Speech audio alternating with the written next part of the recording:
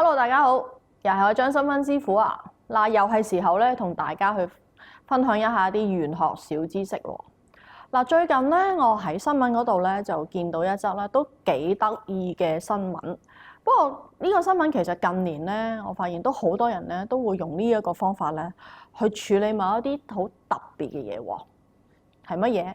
嗱，我相信啦，大家都好同意一樣嘢，就係我哋人生當中咧有幾個階段啦，分別係出世啦、結婚啦，同埋最後一個階段咧就係離開呢個世界咧，就係死亡喎。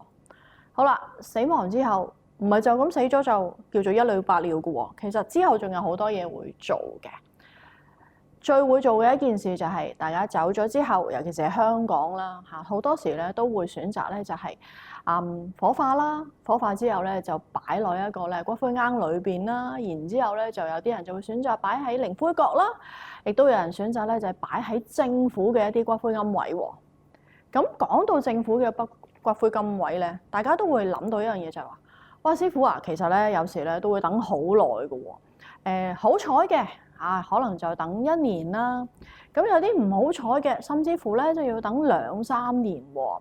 咁變咗咧喺中途呢段時間咧，好多時咧都要揾出邊嘅一啲長生店啦，我哋講就暫時寄存嘅。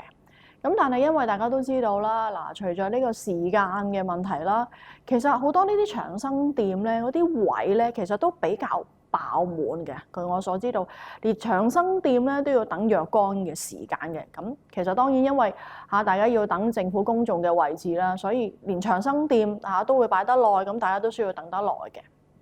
咁最後咧，嗱，一啲咧就好似好聰明嘅後人咧，做咗個咩動作咧？就係話嗱，我相信大家都咧知道乜嘢叫迷你倉嘅，甚至乎咧就有啲人咧都已經本身都係經常咧喺迷你倉咧就係租用一啲位置啦，去擺自己嘅書本啊、衫啊，或者係心愛嘅玩具啊、啲收藏品啦嚇。好啦，咁偏偏咧就有人咧就利用咗迷你倉咧去擺呢啲咁啊骨灰龕。嗱，你問我咧，我就可以話俾大家聽，係絕對唔適合嘅。我首先講一樣嘢先，大家都知道所有嘅迷你倉係擺我哋陽人嘅嘢啦。嗱，陽人嘅意思唔係鬼佬係講我哋仲在世嘅陽間嘅人，好多時都係擺我哋陽人嘅嘢。咁其實擺咁多陰人嘅嘢咧，其實係唔適合嘅。點解咧？係喂，陰陽有啲位置我哋係有界限噶嘛。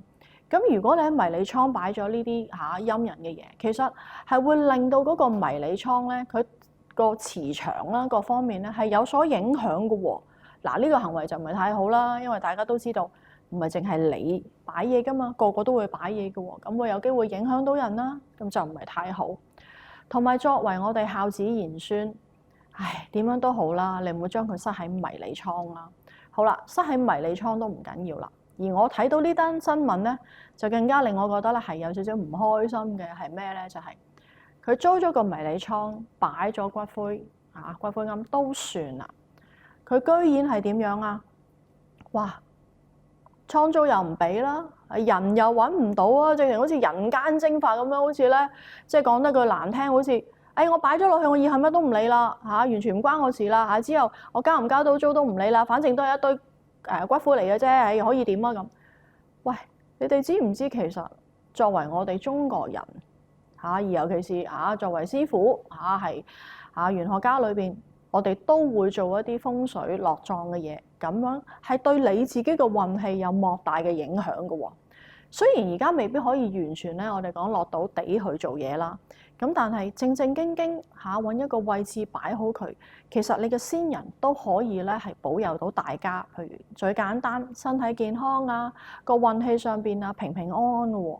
我相信呢樣嘢大家都係好希望得到先人嘅庇佑，做到呢樣嘢啊。好啦，呢一則新聞就係偏偏有一個咁嘅孝子賢孫，因為等得太耐啦，因為新聞裏邊都提到啦哇，即係等成100個月啦，幾年不等。咁唔知佢係真係等唔到個位置啊，定係話覺得冇所謂啦，一堆白骨一堆灰嚟啫嘛，有乜咁大件事啫？冇咪冇咯，反正佢都可能都唔知咩事。咁最後咧就要勞動到咧迷你倉嘅職員咧，佢哋好好心就將嗰個骨灰咧就做咗一啲儀式啦但係冇辦法，因為都聯絡唔到啦，最後咧就只可以用咧海葬嘅儀式咧去處理咗佢。咁呢度分開兩樣嘢講啦。嗱，嗰個孝子賢孫咧就絕對係不負責任㗎啦，呢個好明顯啦。先唔好講佢係咪爭人哋租先啦，呢樣嘅行為已經好可恥㗎啦。另外迷你倉嗰邊咧，我覺得都要為人哋講翻一句嘅。咁喂，你哋做咗一個幾好嘅功德㗎喎，都算記到幾分㗎喎。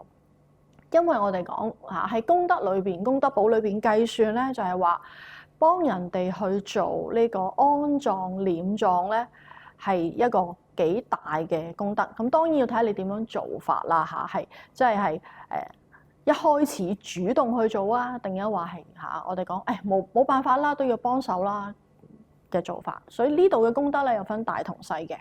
咁當然好明顯呢度就係冇辦法啦，都要處理啦。咁呢個功德咧係有喺度嘅，但係未必記到一個大嘅功德。咁所以呢度咧都要讚下佢哋啦即係做咗一個好事，記咗個功德喺度啦。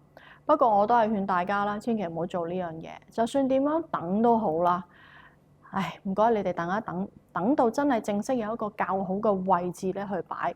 我真係唔係好贊成大家咧係擺去一個迷你倉嘅地方，唔單止唔負責任。其實你對其他周圍有租迷你倉嘅人咧，都係一個好自私、好唔負責任嘅行為嘅喎。咁所以希望所有嘅人，麻煩你哋善待你哋嘅家人，無論係租借骨灰龕嘅位置，都記得適當嘅時候春秋二祭生忌同埋死忌，記得都去到先人嘅面前你裝香也好，帶啲平時佢哋嘅食物也好，或者係會燒一啲衣紙冥鏹俾佢哋都好，甚至乎你話最簡單，師傅我俾一紮鮮花得唔得啊？都可以。其實好多時做呢啲懷念悼念嘅呢啲行為，其實真係講我哋心嘅，唔係下下都要去到整到個成個感覺好似做好多嘢其實有時有啲嘢做俾生人睇嘅咋，你個心唔喺度嘅話，其實做咩都冇用。好啦，咁今日呢個玄學小知識咧就講到呢度咯，下次再同大家分享其他嘅玄學小知識，記得 like and share 同埋訂閱啊，下次見啦，拜拜。